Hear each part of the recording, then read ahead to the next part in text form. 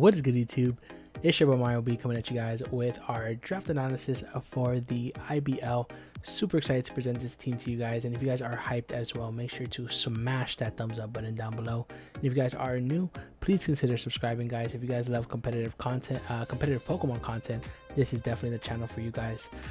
So yeah, guys, the IBL, we've been invited back by the commissioner, Brendan. So big shout out to Brendan for inviting us back to play in the IBL. Last season we unfortunately fell a little short. We didn't get to make playoffs, but this is definitely going to be our redemption season. So yeah, guys, I'm really hyped. We have a lot of great coaches this season for the IBL. People like just off the top of my head, I'm going off the slides to Beta. We got Flame Horizon, we got Hagbones, we got Shea Queza, who is new to the league as well. We got JB Westside coming back. We got Sven in here. We have, of course, the commissioner, Dark Devil 26. A couple of the faces that I'm missing as well. We got Dorian with his new logo as well. We got Ruppy coming back again. We got Matt O'Shea, and we got my boy Howler right there that I'm blocking, unfortunately. So I hope you don't take that offensively, Howler. I just blocked you because you two-time champion, bro. You got your recognition already. All right. No, but all jokes aside, guys, we have some great coaches coming back, and we're gonna be trying, guys. We're gonna be trying to do better than we did last season. Try to make playoffs this time, and actually, do some damage in the IBL. Maybe even claim the chip this season. So that's gonna be the goal for this season, guys. As you guys can see down like right here, you see these blocks right here. You see how the draft order went. Your boy had the 4th pick overall, and let me tell you guys, I hate my team. I hate it. I hate the team I drafted this season for the IBL, to be completely honest with you guys. But we're gonna rock with it. We're gonna go ahead and dive into the team that we drafted. Overall, the team is, in my opinion, all right. Definitely not the best team I've drafted. Definitely a couple of new faces that I wanted to try out, a couple of new things I also wanted to try out. So hopefully they all work out. Also, guys, for this season of the IBL, I'm going to be trying to do the green screen thing. My girl has been bugging me because I have this green screen in our empty room, and I haven't really used it a lot for my content. I've been using the layouts. You guys always see it in the background. Sorry about that. You guys always see it in the background typically. So I'm gonna try to bust it out for this season, see if I can rock every game. It's pretty hot in this room though. I don't have any type of air conditioner or fan in this room, and you guys can see I'm already kind of sweaty. So we're gonna see how long we can do this for. So let's go ahead and dive into our team, guys. So we had the 4th pick overall, like I said, guys, and surprisingly, both the Urshifu forms did not go first. I was actually trying to look up. Let me see something real quick. I'll let you guys know exactly who was drafted. But yeah, guys, I had the 4th overall pick. I didn't have a draft plan in mind, but what I did want to do was I definitely wanted to draft an Urshifu if I could. If you guys caught our GDL season, I think we were 6th pick overall. We couldn't get it. In WPF, we were 4th pick overall, but we couldn't get it. So I was really trying to get GMAX Urshifu as my first pick, because I just wanted the GMAX form, get it out of the way, pay only 40 points for a tier 1 mon. And yeah, guys, so this is awkward. So actually what ended up going first was the GMAX Rillaboom, which shocked me so much. Maybe because unrestricted GMAX mons, Rillaboom is actually pretty good if it can hold an item, in my opinion. And then next was Charizard, GMAX Charizard, and we all know how much the work GMAX Zard put in last season with JB Westside using it. And then the Urshifu got picked by Hagbones, the dark fighting type. So I figured out, hey, you know what? No one picked it up. I'll be that guy. So we ended up drafting GMAX Urshifu first, the water fighting type. And I'm really excited about this pick, guys. This thing does get access to the move. It's I think it's like its special move, which is Surging Strikes, which means it crits every single time. Like, yes, don't get me wrong, water does have a couple of resist, right?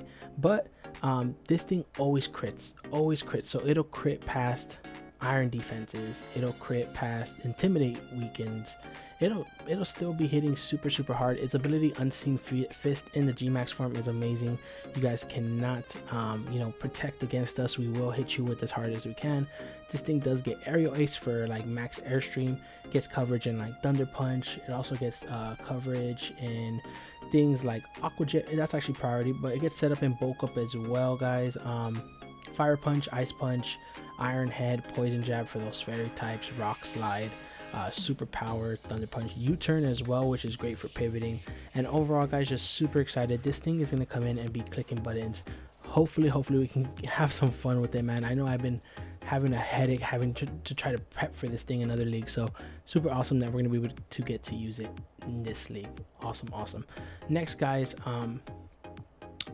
next in the draft, I wanted a awesome tier 1. I wanted something that could set up rocks, because honestly a lot of my seasons, like in GDL, the other league that I'm in, I only have one rocker, so I definitely wanted to get a lot of rockers on the team. I wanted a strong fairy steel dragon core if I could. I've been drafting a lot of teams with not that strong of a core, of that fantasy core, so I definitely wanted something like that as well. So to start off the second pick of the Happy Valley Hariyamas, we picked up Clefable right here, Big Mama. So Big Mama's going to come back. I did use Big Mama one time in a season of WPF, and I loved it. I loved it as a wish passer, which is great for the team. You know, this thing is super versatile with the move Teleport, which is a -6 priority move, which allows you to take a hit and then go ahead and like get out of there and bring in whatever you need to bring in. And this thing, it's weird. Its stats are weird. Like, don't get me wrong, it's like a mon that's bulky, but it's like not supposed to be bulky. But this thing eats hits for days. Base 95 HP, 73 defense, and 90 def as well. People also sleep on the fact that you can run this thing Life Orb, Magic Guard, and just do massive damage. It gets things like Ice Beam, Flamethrower. It also gets a couple other good moves. It gets Aromatherapy as well, so it could be like a cleric, which is great for the team. I've been holding in that breath for a minute. But yeah, like I was saying, guys, you know, this thing can just provide a lot of utility for the team, which I personally love. It can be ran as a utility mon, it can be ran as an offensive mon. Both are great forms of running it. So really excited that we can grab Clefable this week. And if you guys play OU, you guys know how annoying this thing is. So hopefully it can be putting in a lot of work for us this season. After this, guys, I wanted something that was like immediate pressure. I wanted something that just hits like hard AF, that you can just click a button and it typically claims a kill, right? So I ended up, last season we had Darmanitan to do that, but this season we are gonna have Tusk, aka Mamoswine, to do that for us. Really excited with Mamoswine. I know how much of a headache it is to prep for this thing, man. Like, Adamant Choice Band, is there really a switch? Like, even I think defensive Corviknight will get 2-hit KO'd by a Icicle Crash, if I'm not mistaken. I'll have to check that after this draft analysis, but I'm pretty sure. And this thing just is super threatening. You know, it does get access to Stone Edge, Super Power as well, gets fighting coverage.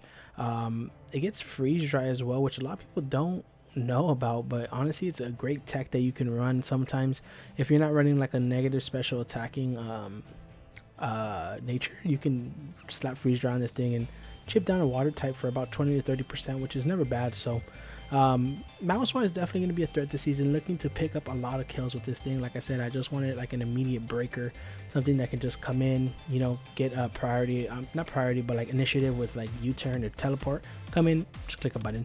And I think Mamoswine fits that role pretty well. Next, I kind of wanted, what I really wanted was Arcanine. I wanted Arcanine so bad.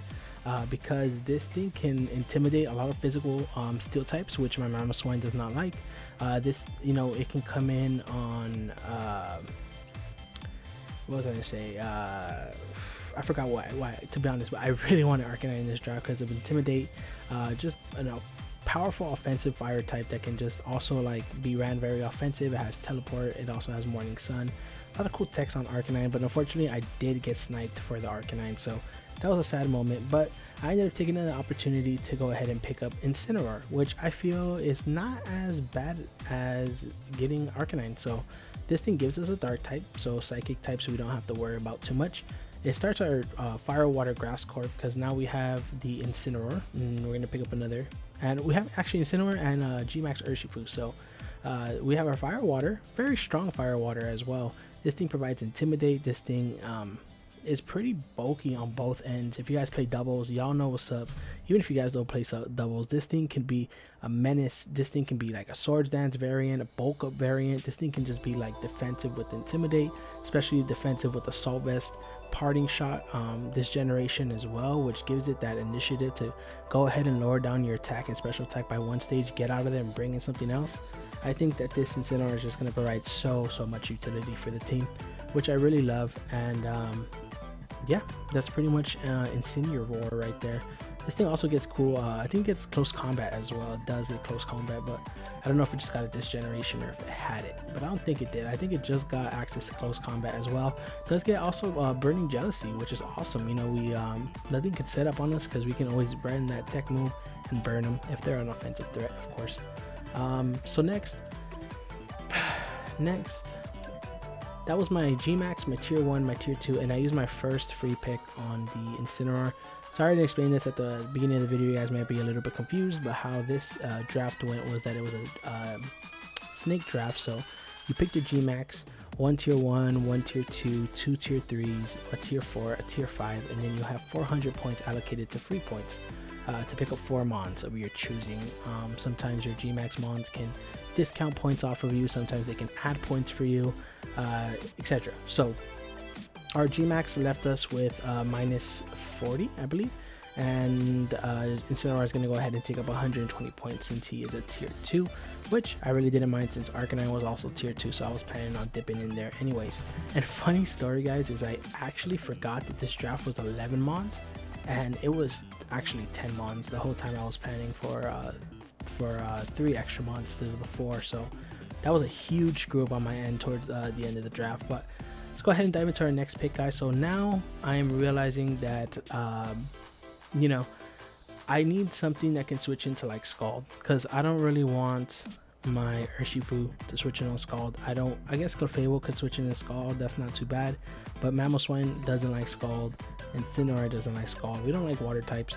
I wanted a really strong steel type, and I was able to manage to pull off the Bronzong pick. So shiny Bronzong here. It won't be this color. I'm also going to do custom color textures for all these mons, guys, but not for week 1 because I already played week 1, but we'll definitely get it for week 2. But Bronzong here providing us that kind of bulky, really bulky defensive wall that we need. This thing also has access to body press, iron defense, stealth rocks. Give us another stealth rocker. Now we have 3 stealth rockers on the team. We have Clefable, we got Mamoswine, and now we got Bronzong. So Bronzong is awesome. Calm Mind variants as well. This thing gets access to Levitate, which gives us a ground resist as well, so Incineroar doesn't have to worry, Mamoswine doesn't have to worry, of course, barring you know, Mold Breaker, of course. But this thing is just going to be super nice, you know, with base 116 defense and with base 116 SPDEF. This thing can eat hits for days. Gets access to heat proof, which I really like in the draft league format, because a lot of the time if they don't have a strong earthquaker, you can just run like heat proof to get rid of that fire weakness that you know, Bronzong carries. But also another thing I like is that Incineroar can always switch in on those fire type attacks from this, and then it can always switch in on those dark types. Same with Clefable. You know, Clefable can switch in on the types that Bronzong doesn't want to take, etc.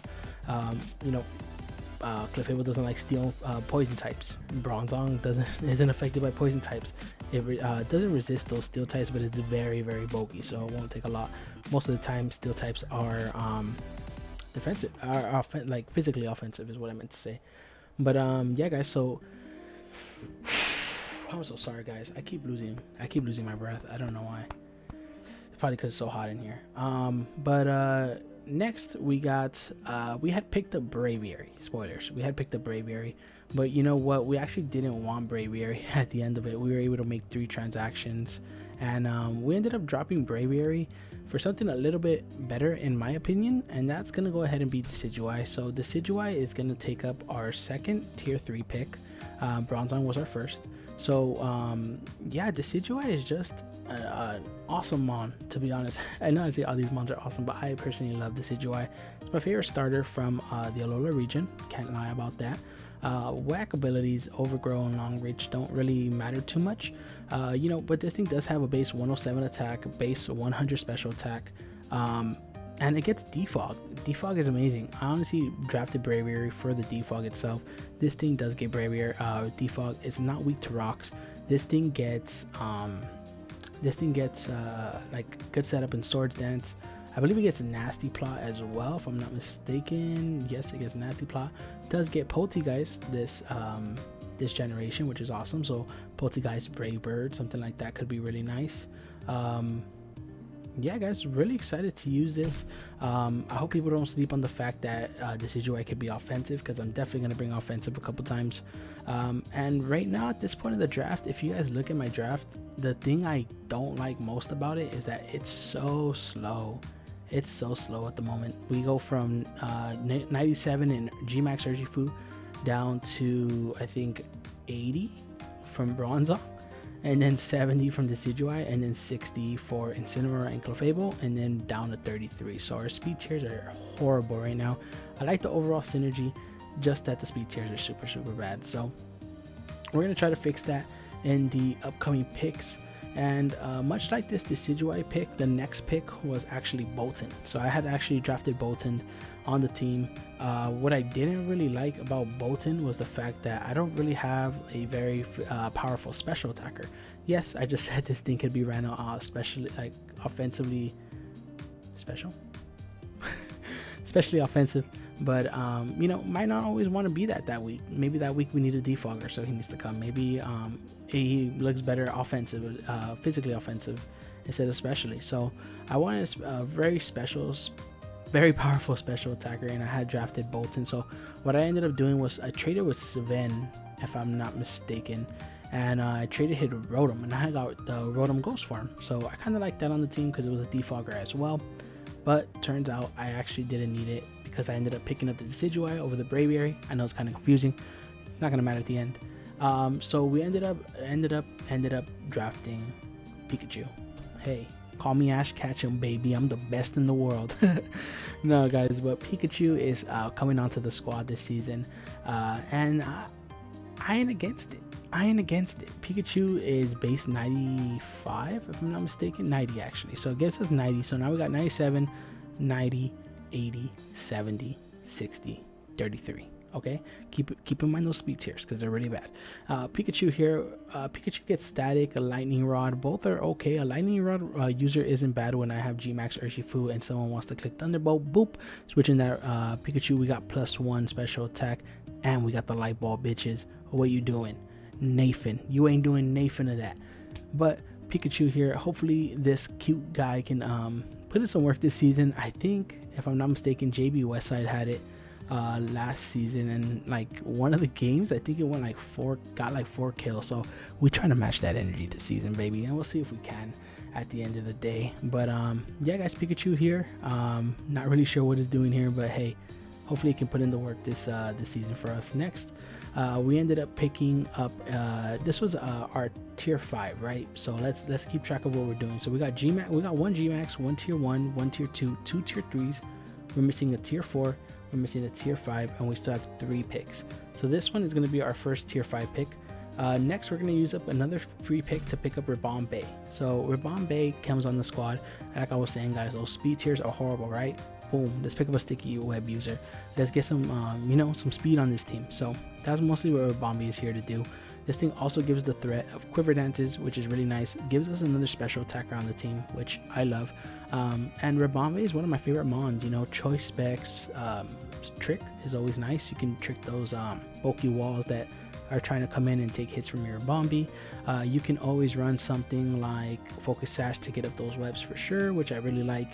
Like I said, I want to use this as a primary web setter, but no doubt this thing can come especially offensive quiver dance one a week. You know, it's draft format, anything's really possible. So hopefully Bombay can definitely help us out, put in the work this season for the IBL. And yeah, next, guys, we had drafted Meowstic.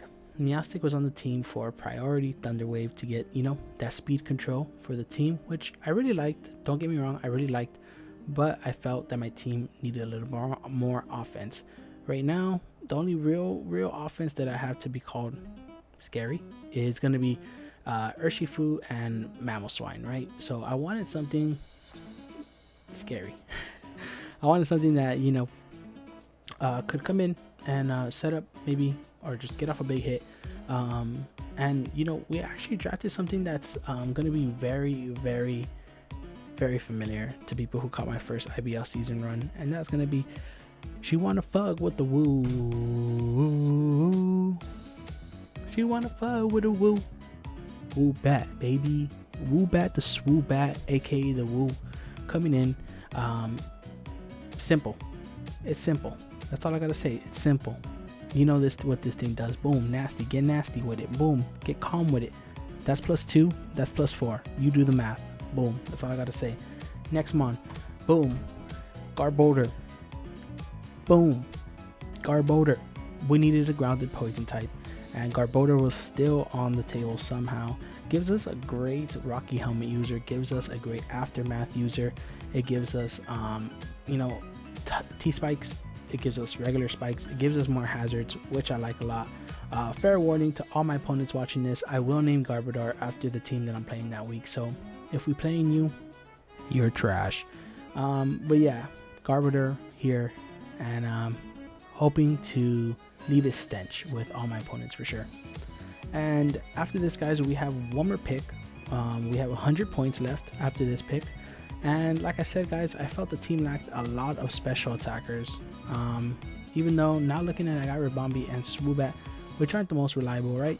We want something that can do, you know, damage instantly, kind of. We don't have to set up too much, is basically what I'm saying. But next we drafted a Duraladon. And I like this picture a lot. So if y'all don't like it, y'all hating. But we got big Duraladon here, guys. Duraladon is super cool, super nice. One of my favorite designs of the generation for sure, but we just didn't draft it for design. This thing has a nice speed tier at base 85. This thing is a nice special attacking wall. It could be ran like with an assault vest, so it could take some hits. It could be ran specs. It could be ran offensive with Stealth Rock and Dragon Tail. Nobody really knows what it's gonna do that week, and that's what I like a lot. This thing, you never really know if it's gonna come special or physical or like rocks or, you know, etc.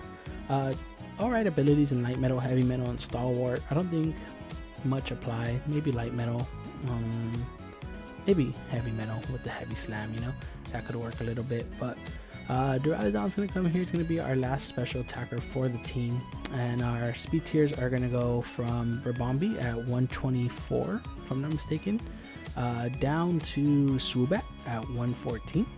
Then we're gonna go down to Urshifu at 97. Then we go down to Pikachu at 90, and then we go down to Mamo, then decidueye, then the Clefable and Incineroar.